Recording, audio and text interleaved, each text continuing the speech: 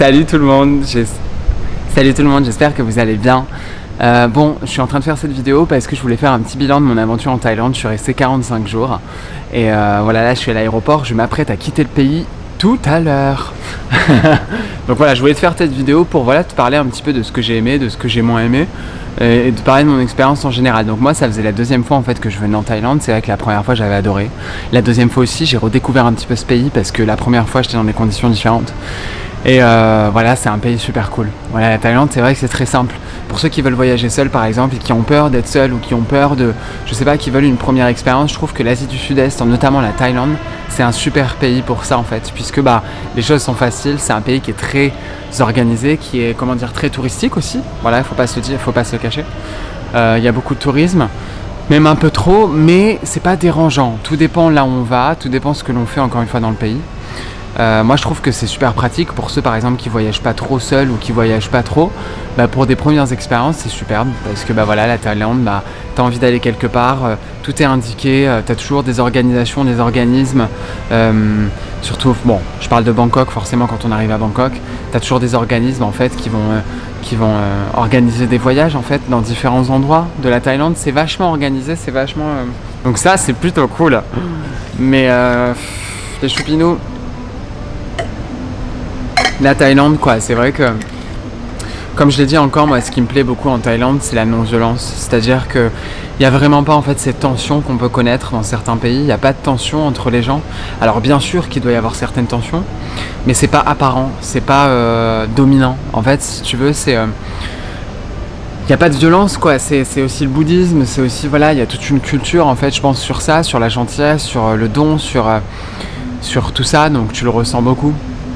Voilà, mais c'est quelque chose, pour être honnête, que j'ai beaucoup ressenti. C'est pour ça que j'adore venir en Thaïlande, parce que je me sens complètement en sécurité. Mais vraiment, ça fait 2 fois que je viens, il n'y a pas un moment où je me sens en danger. Il n'y a pas un moment où je sens que l'autre, qu'il y a des tensions ou qu'il y a quoi que ce soit. Donc ça, j'ai beaucoup adoré. Faut dire que le temps aussi en Thaïlande est superbe. La nourriture est vraiment pas chère, les prix sont pas chers. D'ailleurs les amis, en termes de budget, moi je dirais que pour un budget alors moi qui voyage avec des budgets restreints, enfin restreints, minimum, j'essaye un minimum pardon, je dirais de 800 à 1000 euros le mois, tu vis bien, tu vis tranquillement, voilà, sans non plus choisir des endroits par exemple hyper luxueux, parce que forcément. Mais si tu veux vivre tranquillement et normalement, je pense que un budget de 800 balles à 1000 euros, c'est superbe. 1000, 1500, 2000, t'es trop bien. Franchement, faut se le dire. Tu vois. Parce que la Thaïlande, qu'est-ce qu'on peut dire ? En fait, c'est vrai que la nourriture, par exemple, on mange 3 euros quoi. On mange des plats à 3 euros. Tu vois, c'est important de se le dire. Donc parfois tu peux avoir des pâtes thaï à 1 euro, tu peux avoir des plats à 1,50 €, 2 euros, 3 euros, 4 euros, 5 euros, ça dépend. Pour 5 euros tu manges super bien. Moi par exemple qui est vegan, dans des restaurants vegan forcément, bon des fois je mangeais pour 7 euros, mais alors 7 euros c'était très rare. Et 7 euros par exemple hier soir, je me suis fait un burger à 7 euros, mais j'ai eu un burger, j'ai eu un dessert et j'ai eu une boisson. Donc c'est quand même super pour 7 euros. C'est que dalle, parce qu'en France on n'a pas ça du tout quoi. En France tu prends boisson, dessert, entrée, peu importe, t'en as pour 20, 25 quoi, enfin 20 balles. 15, 20, ça dépend où tu vas. Du coup forcément en Thaïlande t'as la nourriture de rue qui est super cool, et puis c'est quand même la culture du pays, c'est quand même la tradition du pays, donc c'est cool de venir et puis de manger aussi comme des locaux. Alors moi le truc c'est qu'en étant vegan c'est compliqué parce que la nourriture de rue, il y a énormément de viande, il y a énormément de choses que je ne mange pas. Par contre il y a toujours des pad thai, il y a toujours du riz avec des légumes par exemple. On peut toujours trouver des fruits, en fait il y a des jus partout, donc c'est super cool.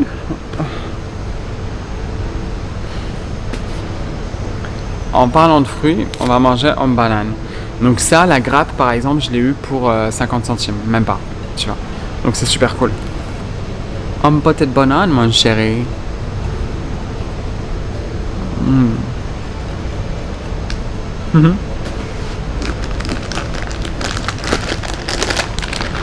Donc voilà les choupinous. Après, donc voilà la Thaïlande, c'est vrai que c'est facile. Après c'est vrai qu'en Thaïlande c'est très tentant.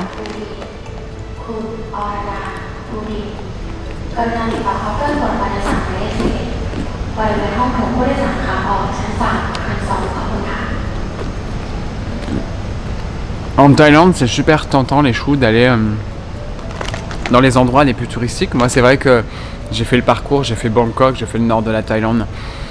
Je suis pas allé dans des endroits moins touristiques. Alors par choix, voilà, ça me convient. J'avais que 45 jours. 45 jours, ça passe très vite. J'avais envie de retourner dans le nord de la Thaïlande. D'ailleurs, les amis, le nord de la Thaïlande, c'est un peu moins cher que les îles et que le sud, forcément. Donc je suis allé à Chiang Mai comme vous avez pu voir et je suis allé à Pai. Alors Pai pour moi c'est un coup de cœur. Alors d'ailleurs les amis, le nord de la Thaïlande dans les périodes de mars jusqu'à septembre, je dirais non, de mars jusqu'à peut-être août, c'est la saison en fait des fumées. Enfin surtout mars, avril, mai. Ouais. Non, surtout février, mars, avril. C'est la saison des fumées et du coup tout est en fumée, c'est vachement désagréable. En fait ce sont les agriculteurs qui brûlent leurs terres pour je ne sais quelle raison, parce que ça serait moins cher. Donc ce que je peux comprendre.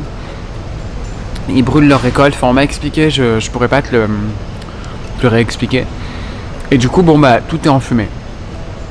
Donc en termes de paysage on voit pas grand chose, qu'on se le dise. En termes de respiration c'est encombrant. Donc moi je suis quand même resté 2 semaines à Pai, c'était super, mais j'en pouvais plus à la fin, je me suis dit il faut vraiment que j'aille respirer l'air frais quelque part parce que c'est plus possible. Du coup je suis descendu et je suis parti à Koh Phangan. Koh Phangan qui est une île parmi tant d'autres en Thaïlande, qui était superbe d'ailleurs les amis, voilà c'était super agréable. Alors Koh Phangan les prix ont vachement augmenté de ce qu'on peut me dire certaines personnes. Et puis c'est vrai que c'était plus cher que le nord de la Thaïlande, voilà, en termes d'accommodation, en termes de nourriture. Mais bon, encore une fois les amis, on trouve toujours de la nourriture pas chère quelque part. Tout dépend en fait de nos envies, tout dépend aussi de ce que l'on veut réellement. Parce que des pâtes thaï à 50 bahts, donc 50 bahts c'est 1,50€, t'en trouves partout dans le pays, entre guillemets. Après pour ceux qui mangent de la viande ou ceux qui mangent non vegan, t'as de la nourriture partout, qu'on se le dise. Oh, mais vraiment partout, et tu peux vraiment te faire plaisir en termes de viande parce qu'il y a plein de trucs partout quoi. Chaque marché, il y a des marchés en fait de nourriture partout, dans beaucoup de villes, et même, enfin partout j'ai l'impression.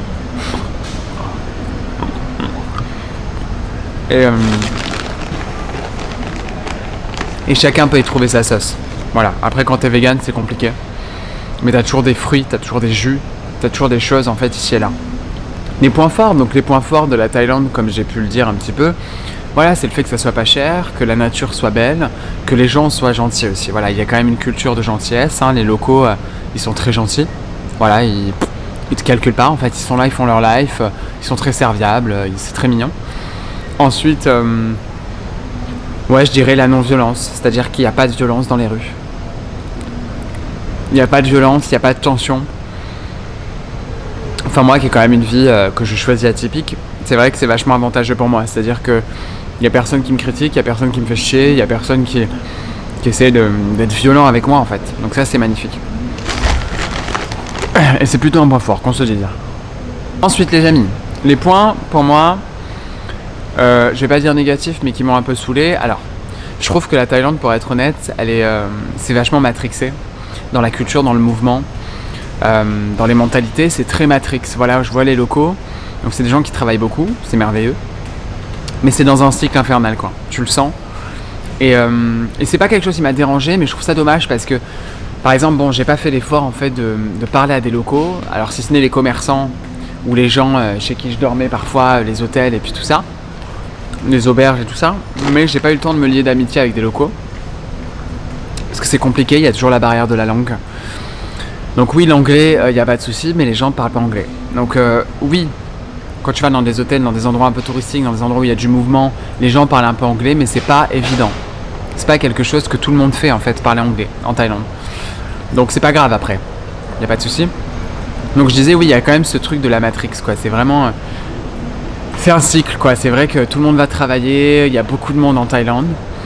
Ensuite la pauvreté en Thaïlande, que j'en ai absolument pas parlé. Mais à Bangkok par exemple, avec la chaleur, il y a des gens qui vivent dehors et c'est très triste. Mais c'est des gens qui ne se plaignent absolument pas et qui ne sont absolument pas violents.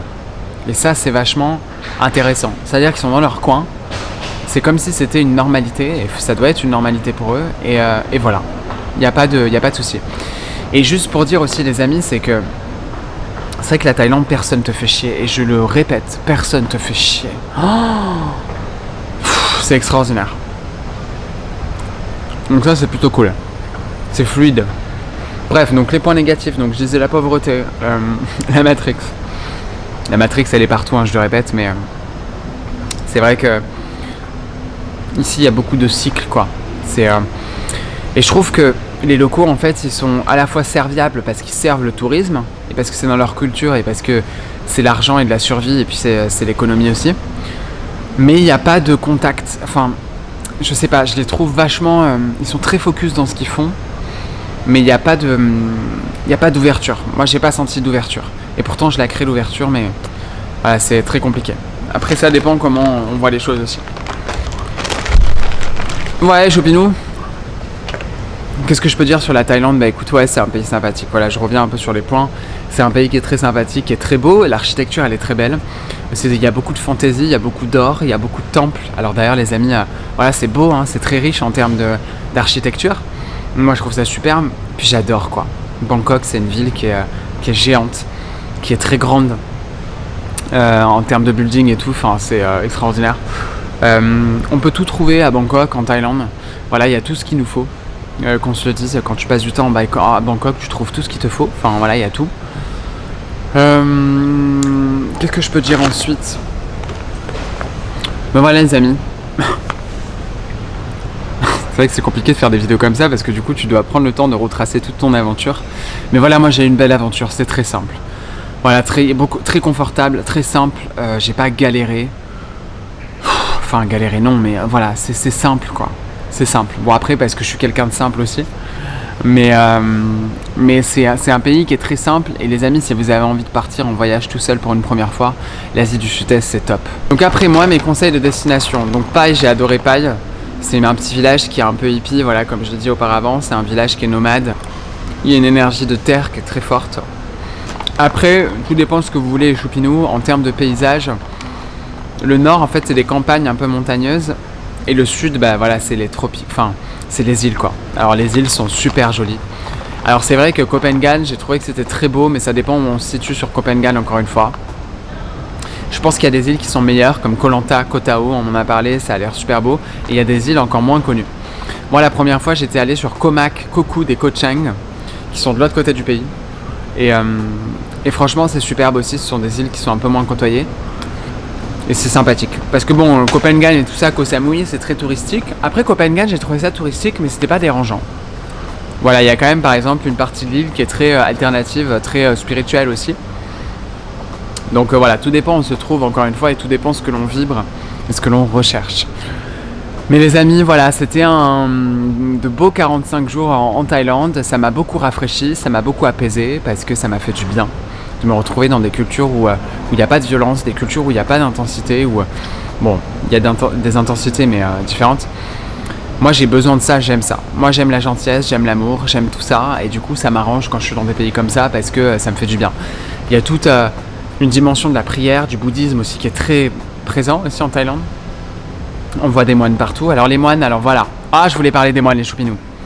Alors les moines, les Choupinous, c'est un mystère parce que je les trouve pas sociables du tout. Alors ce que je peux comprendre, parce que c'est aussi dans la vie monastique, je pense qu'il y a un mindset qui est très intense et très propre à la vie monastique, à la vie de moine. Mais je les trouve pas sociables. Il n'y a pas de sourire, il n'y a rien. Alors la plupart. L'autre jour, il y a un moine qui m'a dit bonjour, j'ai trouvé ça super agréable, j'étais mais merci mon chéri. J'ai pas eu l'occasion de parler à des moines, j'ai pas fait le pas pour aller à des moines. Je devais aller, les amis d'ailleurs, dans un monastère pour faire une retraite d'une semaine dans le nord de la Thaïlande. Mais du coup, comme c'était trop enfumé, j'en avais marre, j'avais envie d'aller sur les îles, j'ai pas pu le faire. En fait, il y a des monastères comme ça qui, sur une base de volontariat, où tu peux venir en fait vivre la vie monastique avec des méditations, des intensités, la vie d'un monastère, quoi. Donc c'est super intéressant, les amis. Si vous allez à Pai, vous avez des contacts là-bas, si vous parlez un petit peu autour de vous. Et il y a des monastères qui font ça autour de Pai. T'en as un sur Copenhague aussi, mais voilà, t'en as un peu partout. Mais il suffit aussi d'être avenant et d'aller demander. C'est vrai que j'ai pas eu l'occasion et j'ai pas créé l'occasion d'aller parler à un moine parce que t'as pas l'impression d'être légitime. Alors, attention, je pense qu'ils sont ouverts à tout, mais tu sais, moi je les vois dans la rue, bah voilà, ils tracent leur chemin, ils sont là dans leur truc, il n'y a pas de sourire, il n'y a pas d'expression, il n'y a rien. Donc je comprends parce que c'est un type de sagesse, c'est aussi un type d'introspection, mais moi j'aime beaucoup l'extravagance parfois, j'ai cet équilibre où j'aime l'expression et j'aime aussi l'introspection. Mais c'est vrai que bon, les moines, voilà, c'est ce que j'en pense, et je trouve ça naze. Je suis là, bon les gars, c'est bon, la vie monastique pète un coup quoi. Bref, c'est intéressant.